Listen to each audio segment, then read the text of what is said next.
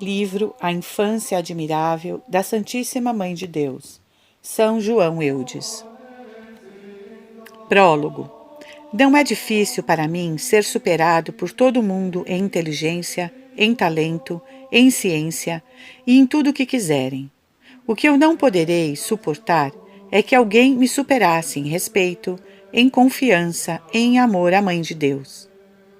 Essa era a conhecida frase de São João Eudes. Nota do tradutor. São João Eudes, 1601 a 1680, presbítero francês, fundador da Congregação de Jesus e Maria Euditas, voltada à formação doutrinal e espiritual de seminaristas e da Ordem de Nossa Senhora da Caridade do Refúgio, destinada a atender as prostitutas e as crianças abandonadas. Hoje, Congregação de Nossa Senhora da Caridade do Bom Pastor. Declarado pelo Papa São Pio X, Pai, doutor e apóstolo da doce devoção aos cristianíssimos corações de Jesus e de Maria, canonizado em 31 de maio de 1925 por São Pio XII. Celebrado a 19 de agosto, data do seu Natal para o céu. Essa devoção nasceu nele quando seu uso da razão nasceu. Cresceu com ele enquanto crescia sua virtude, uniu-se nele ao veemente amor que sempre teve ao coração de Jesus e se expandiu dele como se expandiu seu zelo pela salvação das almas. Convencido de que essa devoção era sinal de predestinação, trabalhou para que todos aqueles a quem se estendia seu zelo a praticassem muito bem. Para isso, exerceu ativamente o apostolado da palavra, do exemplo e da pena, isto é, da escrita. Em meio às suas muitíssimas ocupações, encontrou tempo para escrever nada menos que 4 livros a respeito da Santíssima Virgem. A Infância Admirável, a Devoção ao Santíssimo Coração e ao Sacratíssimo Nome de Maria, a Devoção ao Santíssimo Coração da Preciosíssima Virgem e o Coração Admirável. A Infância da Virgem. Parecia ser muito difícil escrever um livro de tamanho considerável e interessante sobre a infância de Nossa Senhora, de quem há tão pouca coisa escrita nas Sagradas Escrituras e tão pouco, para não dizer nada, se fala nos escritos mais antigos. No entanto, a piedade, a teologia, o zelo e a inteligência, ao ler a tradição cristã, sabe fecundar abundantemente os preciosos brotos de notícia acerca da santa infância de Nossa Senhora, até fazê-los produzir preciosos frutos de sumo proveito para as almas espirituais. São João Eudes nolos examina todos neste livro. Não penseis que, para isso, ele force os discursos ou floreie os conhecimentos. Ele disserta com solidez sobre 12 grandes mistérios que pertencem à Santa Infância, sobre 12 excelências dessa Santa Infância, sobre 12 virtudes da bem-aventurada Virgem em sua infância e, por fim, sobre 12 meios de honrá-la. Os 12 mistérios são sua predestinação, as promessas que nela Deus fez a nós, as figuras nas quais ele nos apresentou antes de nascer, sua Imaculada Conceição, o que fez antes de nascer, seu nascimento, seu doce nome de Maria, seus primeiros 3 anos na casa de seus pais, a saída da casa paterna, sua apresentação ao templo, sua permanência nele, suas ocupações nele. Desses mistérios e neles, o autor conclui as excelências que ela teve e as virtudes que praticou.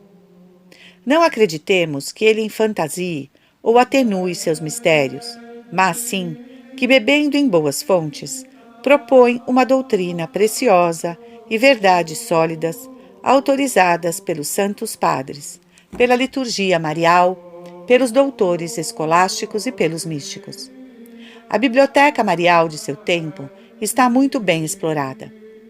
Entre outras obras, o santo utiliza muitíssimo, sobretudo, os grandes depósitos de Salazar sobre a Imaculada Conceição e os de Vega, para a teologia mariana em geral.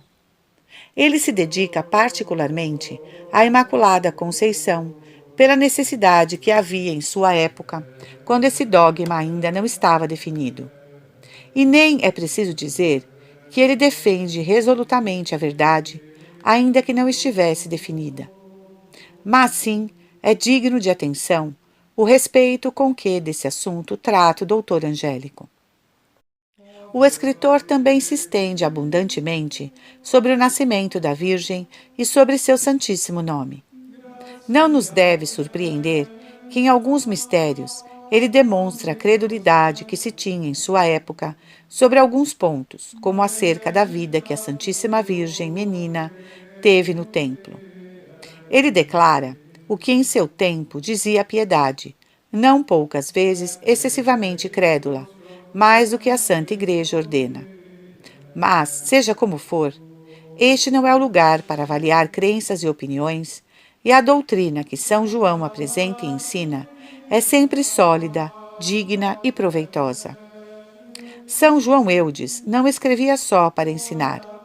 Seu estilo é apostólico, porque seu objetivo era induzir todos os fiéis, mas especialmente os que estão sendo educados, a professar uma sincera devoção à Virgem e à Virgem Menina, com o fim de movê-los à prática das virtudes juvenis e à verdadeira e cristã educação. Conforme esse critério, mais que dogmático, o livro é apostólico e ascético. Por essa razão, após dedicar sua obra a São Joaquim e Santa Ana, com uma oração cheia de piedade e carinho, apresenta o livro a todas as religiosas de São Bento, de Santa Úrsula, da Congregação de Nossa Senhora, da Visitação e a todas as pessoas que se dedicam à instrução das jovenzinhas para ensiná-las a temer e amar a Deus.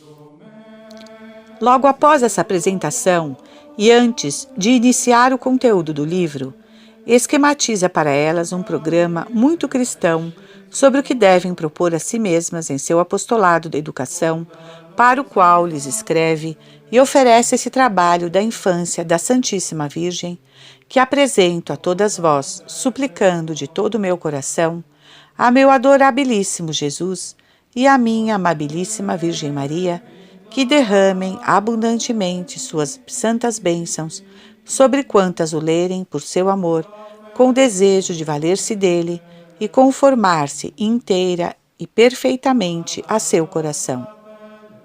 O tradutor, ao apresentar em bom castelhano obra tão devota e edificante, presta um bom serviço a todos os fiéis que busquem a verdadeira devoção à Virgem Santíssima e, sobretudo, às religiosas dedicadas ao ensino, a seus alunos e, em geral, a toda a juventude. É providência de Deus, em plena conformidade com as inclinações humanas, inspirar à juventude católica uma sentida devoção à Virgem Santíssima e, por meio dela, conservá-la na virtude e ainda elevá-la sobre as paixões e conduzi-la pelo bom caminho rumo a uma virilidade digna e cristã.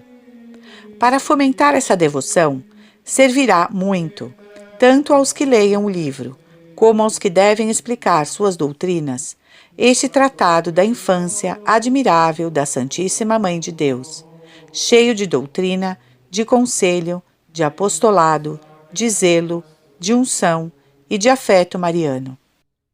Aquele que nos disse que, se não fizermos como crianças, não entraremos no reino dos céus, nos conceda, a quantos lermos este livro, o dom de nascer com a Virgem para a sua vida da graça, que é a vida que nosso Senhor Jesus Cristo nos conquistou, o qual, assim como desejou viver a vida humana, recebendo-a de Maria e por Maria, também quer que conquistemos sua vida divina, que ele recebe do Pai por intermédio de sua mãe. Remígio Vilarinho, S.J. A São Joaquim e a Santa Ana. A vós, depois de Deus, ó bem-aventurados São Joaquim e Santa Ana, vemo-nos obrigados a render-vos o tributo de nossa gratidão por essa admirável menina, que será por toda a eternidade o objeto das admirações dos homens e dos anjos, e que é totalmente nossa, mais nossa que deles. Por meio de vós, Deus nos deu essa incomparável menina, que encerra em si todos os tesouros e todas as maravilhas do tempo e da eternidade. Vós sois o pai e a mãe da que é a filha única do Pai Eterno, a mãe santíssima do Filho, a esposa digníssima do Espírito Santo, a rainha do céu e da terra, a mãe de todos os cristãos, a imperatriz do universo. Nasceu de vós. É o fruto de vossas lágrimas e de vossas súplicas. É um sol nascido de duas estrelas, ou melhor dizendo, são dois belos astros que, não sendo mais que um em corpo e em coração, nos proporcionaram dois admiráveis sóis, Jesus e Maria. Sim, Jesus e Maria, o Rei e a Rainha do céu, vos reconhecerão e amarão eternamente, como seu pai e sua mãe. Todos os habitantes da Jerusalém Celeste vos venerarão e louvarão eternamente, como pai e mãe de seu rei e de sua rainha, e como os verdadeiros pai e mãe deles mesmos. Em vista disso, também os cristãos, todos devem respeitar-vos e servir-vos na terra. Dignai-vos admitir, ó grande São Joaquim, ó gloriosa Santa Ana, a oferta que vos faço deste pequeno livro, resumo das excelências maravilhosas da santa infância de vossa amadíssima filha Maria, como prova de submissão a vós, na condição de indigníssimo filho, como um devotado protesto de querer render-vos quantas venerações, honras e submissões Deus quiser que vos rendamos, e com supremo reconhecimento por nos terdes dado uma rainha tão boa e poderosa, e uma mãe tão cheia de amor e de benignidade. Dignai-vos oferecer este livro a vosso Filho Jesus, e suplicai-lhe que nos dê sua santa bênção, e que se sirva dele para inspirar nos corações de quantos o lerem uma excelente devoção à santa infância de vossa Divina Maria, a fim de, por este meio, poder salvar algumas almas, já que nada há de mais poderoso para ir ao céu que conquistarmos as graças da Rainha do Céu. Oferecei-o também a essa grande princesa, vossa querida filha, e suplicai-lhe, igualmente, que nos dê sua santa bênção e que imprima nos que o lerem uma imagem perfeita da inocência, da humildade, da simplicidade, da obediência, da caridade, da doçura, da modéstia e das demais virtudes de sua santa infância, a fim de que sejam do número daqueles de quem falou o Filho de Deus. Deixai vir a mim as criancinhas, porque delas é o reino dos céus. A todas as religiosas, de São Bento, de Santa Úrsula, da Congregação de Nossa Senhora, da Visitação e a todas as pessoas que se dedicam à instrução das meninas para educá-las no temor e no amor a Deus. É um favor único da divina bondade, minhas queridas irmãs, ter-vos chamado a uma profissão nas quais estáis associadas aos varões apostólicos que trabalham na grande obra da salvação das almas, o que, conforme o grande São Dionísio, é a coisa mais divina entre todas as coisas divinas. Porque a responsabilidade que tendes sobre as meninas que estão em vossos mosteiros, de ensinar-lhes a viver no temor e no amor a Deus, é uma função completamente apostólica, a qual a divina providência vos dedica por um especial privilégio e por uma bondade particular, pelo que jamais podereis dar graças devidamente. E sabeis, minhas queridas irmãs, que esse grande favor vos obriga a duas coisas. A primeira é que trabalheis por adquirir as virtudes apostólicas, isto é, uma profunda humildade, um perfeito desprendimento de vós mesmas e, acima de tudo, um grande zelo pela salvação das meninas, uma caridade cordial, uma doçura e mansidão excepcionais, um ardente amor a Deus e uma devoção muito particular à Santíssima Virgem. A segunda é que façais o quanto puderdes para infundir o espírito do cristianismo nos corações das meninas, a fim de que vivam como verdadeiras cristãs. Para isso, deveis fazer 7 coisas. Primeiro, ensinar-lhes tudo quanto um cristão deve crer para viver como cristão. Segundo, gravar-lhes no coração o ódio ao pecado, especialmente a 3 classes de pecados, a saber, os pecados diretamente voltados contra Deus, como a profanação dos lugares santos, as irreverências, a profanação dos dias santos e o mau uso dos sacramentos. Em segundo lugar, os pecados contra a caridade, como os ódios, as invejas, as vinganças, as maldições, as palavras injuriosas e maliciosas, as zombarias, os furtos, as mentidas e coisas semelhantes. Em terceiro lugar, os pecados contrários à pureza, em pensamentos, palavras e obras, e tudo que possa combater essa virtude angelical. Terceiro, imprimir em suas almas uma elevada estima e um grande amor a todas as virtudes cristãs, especialmente a humildade, obediência, paciência, castidade e ainda mais especialmente a caridade para com o próximo e o amor a Deus. Quarto, inscrever em seu espírito e em seu coração um alto conceito e uma afeição ardente pelas máximas evangélicas que nos pregam o menosprezo das honras, o amor à ignomínia e às humilhações, o desapego de todos os bens temporais, a simpatia pela pobreza e os pobres, o horror aos prazeres e delícias do mundo, o amor à cruz e às mortificações, e a profissão que fazem os verdadeiros cristãos de amar os que lhes odeiam, de bendizer os que lhes amaldiçoam, de fazer bem aos que lhes fazem mal e de rogar pelos que lhes perseguem e caluniam. Quinto, ensinar-lhes com todo o empenho a elevar a Deus seus corações, como é devido, pela manhã e à noite, por meio do exercício do cristão, a fazer um santo uso dos sacramentos da penitência e da Eucaristia, a comportar-se com reverência na igreja, a ouvir nela a Santa Missa com disposições interiores e exteriores que são exigidas, a assistir à pregação e às catequeses com a modéstia e devoção convenientes, a ler santamente os livros de piedade. Sexto, instruir-lhes com todo cuidado sobre a profissão de seu batismo e sobre os votos e promessas solenes que nesse dia fizeram a Deus de renunciar a Satanás, as suas obras e suas pompas, e de seguir Jesus Cristo pelo caminho que ele andou, isto é, de segui-lo em sua vida e suas virtudes, considerando que a vida cristã não é outra coisa que uma profissão e uma continuação da vida de Jesus Cristo, como diz São Gregório Nazianzeno. Fazer-lhes compreender bem a importância e obrigação dessas promessas do batismo, que seu cumprimento não é somente aconselhável, mas um mandato e uma obrigação, e que sem isso é impossível viver como cristão e esperar o paraíso. Não consentir-lhes a violação desses santos votos. Assim, lhes chamam os santos padres, e Santo Agostinho chega a dizer que o voto do batismo é o maior de todos os votos.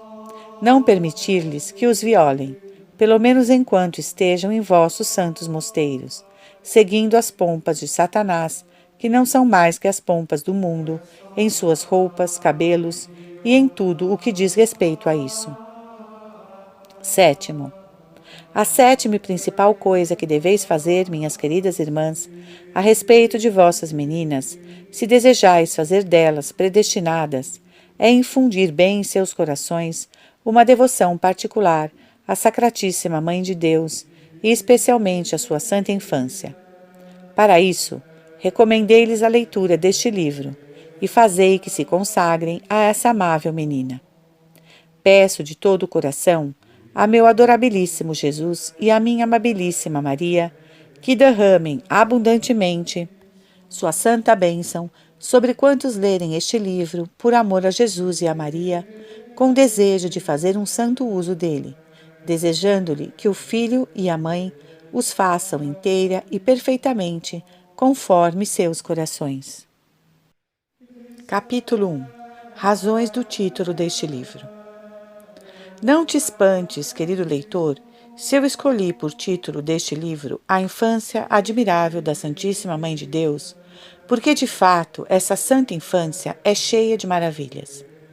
Essa Virgem incomparável não é admirável somente nas grandezas de sua divina maternidade e nos dons gloriosos dessa dignidade subliminar, que são seu poder soberano, sua santidade eminente e sua glória indizível, mas também é admirável nas fraquezas de sua infância. Ela é admirável não apenas em suas elevadas qualidades de filha, primogênita do Pai Eterno, de mãe do Filho e de esposa do Espírito Santo, de templo da Santíssima Trindade, de rainha dos homens e dos anjos, de imperatriz do céu e da terra, mas também em sua condição de filha de Joaquim e Ana. Admirável não só na concepção do Verbo eterno, em seu nascimento e quando carrega em seu seio virginal, mas também é repleta de maravilhas em sua própria concepção, em seu nascimento e vivendo e descansando no regaço de sua mãe, Santa Ana. Vejo que os anjos, tomados de admiração, ao vê-la subir gloriosa e triunfante ao céu, dizem-lhe: Quem é esta que sobe do deserto apoiada em seu bem-amado? Mas também ouço os mesmos anjos que, vendo-a no momento de seu nascimento, como uma bela aurora do dia que começa a surgir e que pouco a pouco vai tornando-se resplendente como a lua e por fim deslumbrante como o sol, exclamam extasiados: Quem é esta que surge como a aurora, bela como a lua, brilhante como o sol, temível como um exército em ordem de batalha? Do Pai Eterno ouvimos a queixa amorosa de que ela feriu seu coração com os dardos abrasados de seu puríssimo amor e, conforme a versão dos 70, arrebatou o seu coração, isto é, seu único filho muito amado, quando o atraiu a seu seio virginal. Pois bem, como ela o arrebatou?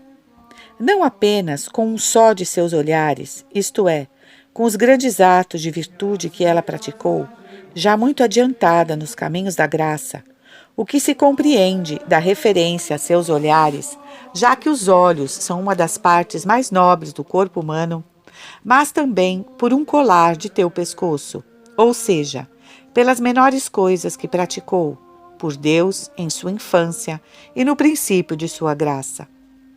Nunca reparastes de que forma seu divino esposo, o Espírito Santo, apresenta seu retrato no capítulo 7º do Cântico dos Cânticos? Descreve-a dos pés à cabeça, e ao fazer o elogio de tudo o que de mais nobre e excelente nela se encontra, como os olhos, o pescoço, os seios, a cabeça, começa por seus pés e seu calçado, que representam o começo de sua vida e os primeiros passos que deu nos caminhos de Deus, dos quais fala em termos de grande admiração.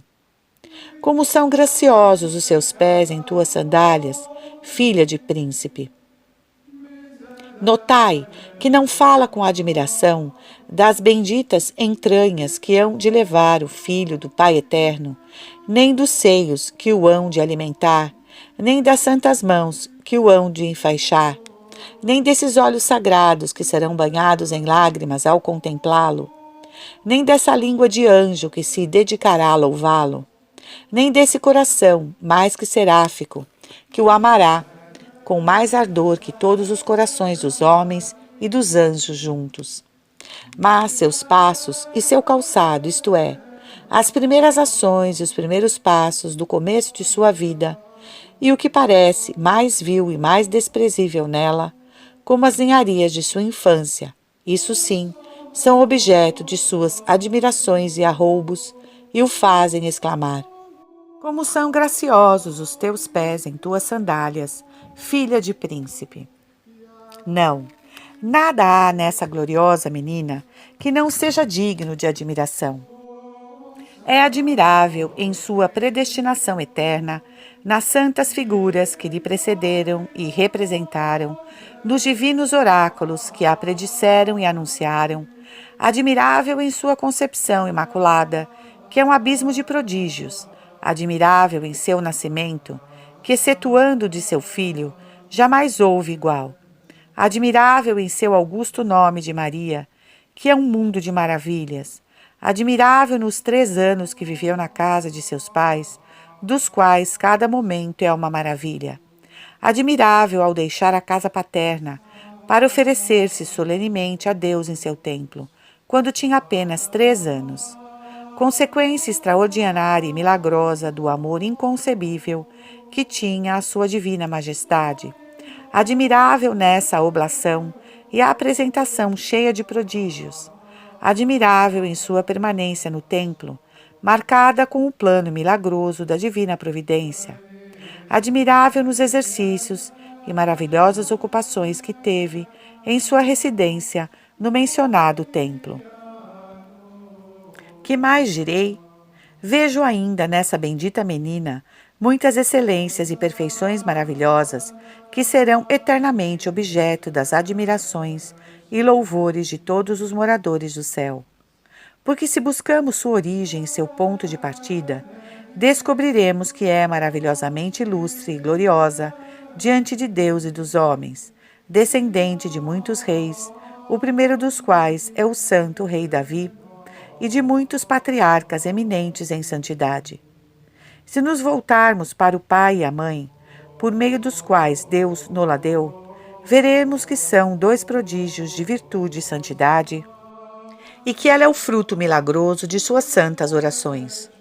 Se nos pusermos a refletir sobre as circunstâncias de sua concepção e de seu nascimento, saberemos que tinham sido milagrosamente anunciados a seus pais por um arcanjo expressamente enviado por Deus para esse fim, e que ela foi formada por um milagre de seu poder no seio de uma mulher que era estéril.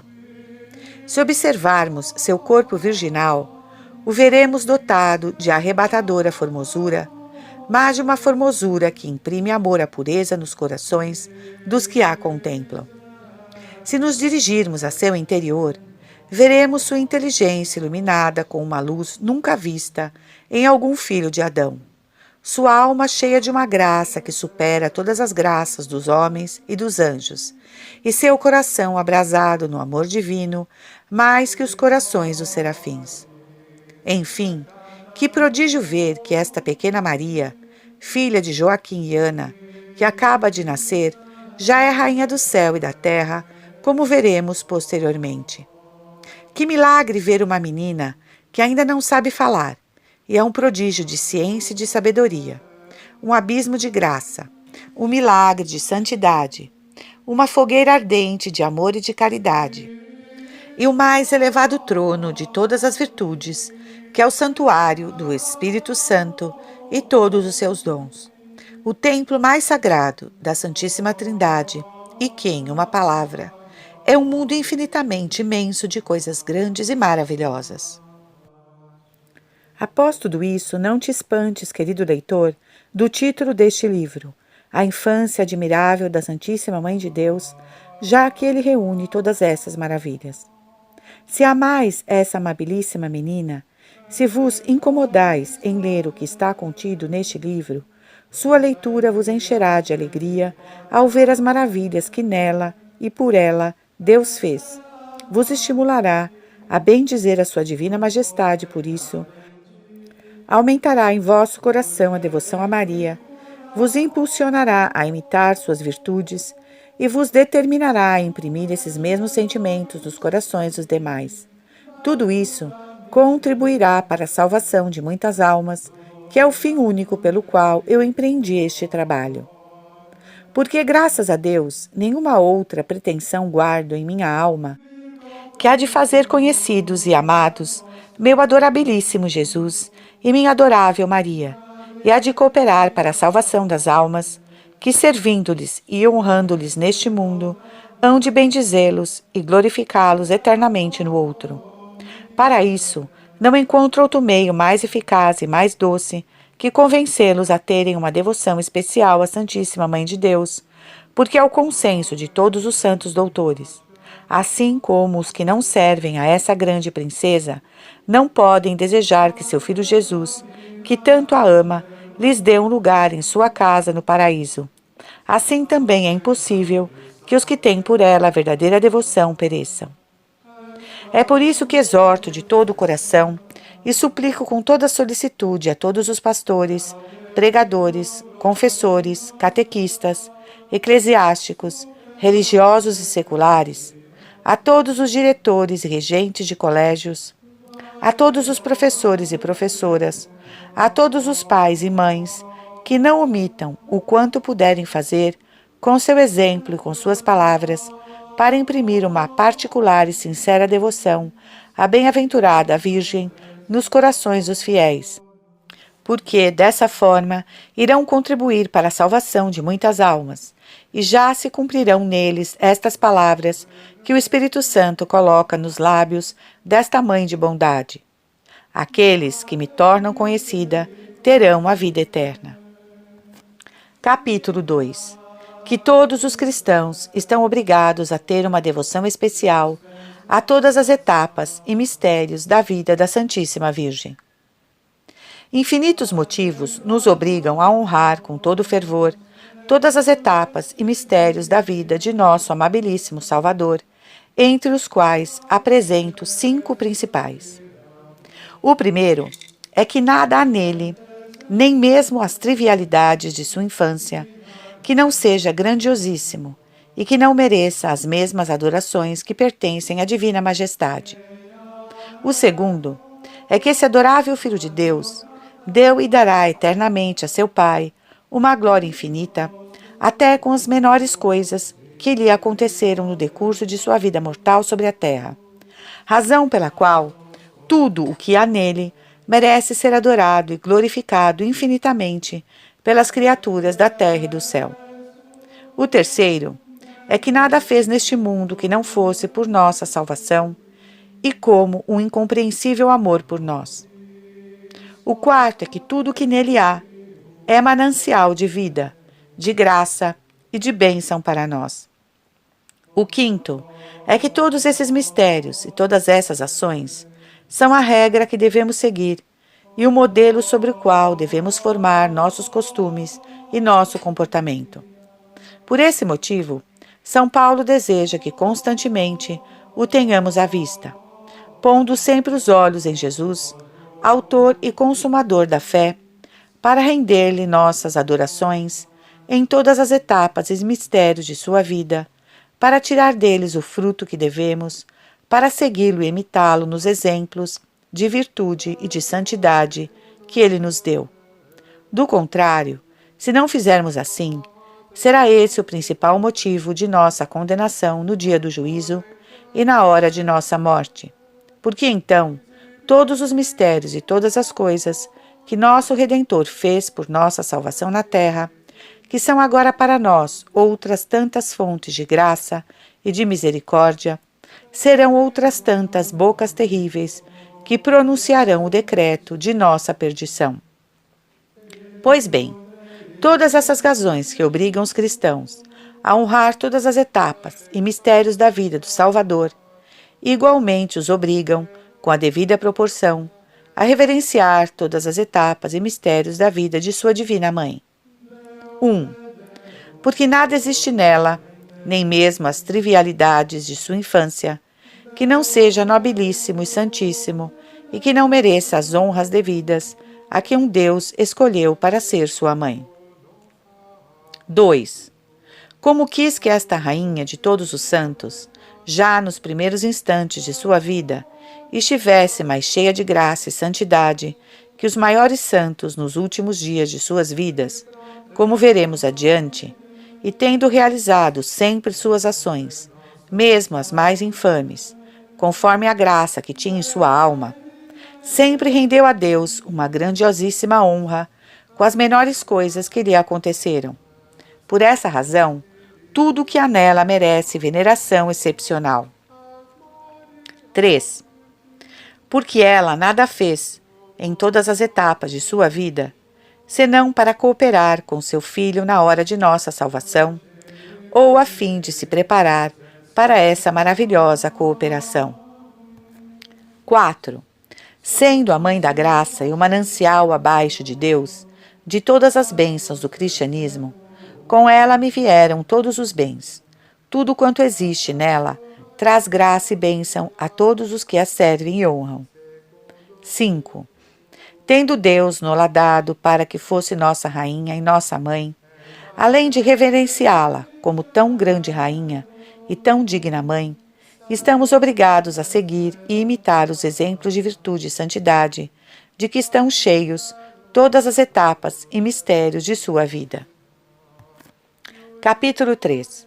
Desígnios da bondade incomparável do Filho de Deus para conosco na santa infância de sua bem-aventurada mãe. Tendo o Filho único de Deus formulado o plano de não apenas fazer-se homem para a salvação dos homens, mas também de fazer-se menino e de entrar na vida humana, não como Adão, mas pela via do nascimento, a fim de ter uma mãe sem pai na terra, como tem um pai sem mãe no céu, teria podido criar uma virgem em umidade perfeita, como foi a primeira mulher da criação, da qual teria podido nascer. Mas sua bondade excessiva para conosco obrigou-o a agir de forma muito diferente, porque desejou nascer de uma mãe que fosse filha de Adão e que, portanto, tivesse vindo ao mundo pela via do nascimento, passando deste modo pela etapa da infância, de modo a honrar por esse meio toda a posteridade de Adão, com 3 maravilhosas vantagens e com 3 favores muito marcantes. O primeiro é que, por esse nascimento da gloriosa Virgem, a divina bondade nos dá 2 grandes santos, São Joaquim e Santa Ana, a quem não teríamos como pai e mãe, da que é a mãe de nosso Salvador, e com os quais não poderíamos contar para que nos ajudassem e favorecessem junto de sua Santa Filha, Mãe de Jesus.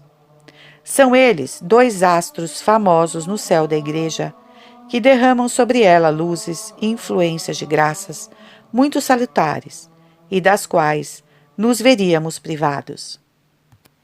O segundo favor que Deus nos concede, fazendo nascer para nós essa santa menina, é que introduz na raça de Adão uma mãe de Deus que é nossa irmã, e com isso enche-a de uma sabedoria sem igual, de uma bondade inconcebível e de um admirável poder para saber, para querer e para poder ajudar, proteger e favorecer a todos seus irmãos e irmãs em todas as suas necessidades. Digo que Deus nos faz esse grandiosíssimo favor pelo nascimento desta santa menina, porque se ele tivesse desejado nascer de uma mãe que não tivesse vindo ao mundo pela via do nascimento, como a primeira mulher, não teria sido filho de Adão e, consequentemente, a raça de Adão não teria sido honrada com uma mãe de Deus que tivesse saído de seu sangue, e a mãe de Deus não teria sido nossa irmã. E assim, devemos esse incomparável favor ao nascimento dessa divina menina que se chama Maria.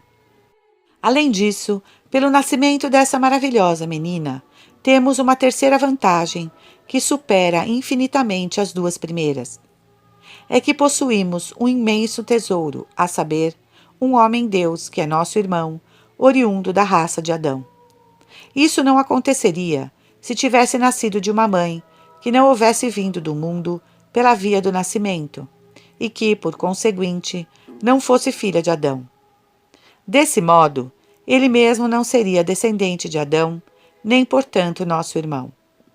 Diante dessas verdades, que veneração e devoção não devemos ter pela santa infância da bem-aventurada Virgem? Mas isso não é tudo. O Filho de Deus ainda quis que sua digníssima mãe passasse pela etapa da infância, a fim de que a mãe levasse em si uma imagem viva e uma semelhança perfeita de todas as etapas da vida de seu filho, e que fosse, como ele, em todas as etapas, o modelo e a regra de nossa vida. Foi semelhante a seu filho na etapa de sua vida oculta, da idade dos 12 anos aos 30, vivendo uma mesma vida oculta com ele. Foi semelhante a ele na etapa de sua vida solitária e penitente, no deserto experimentando uma solidão conforme a dele. Foi semelhante a ele no modo como lidava com os homens, desde a saída do deserto até a morte, seguindo-o, acompanhando-o por toda parte.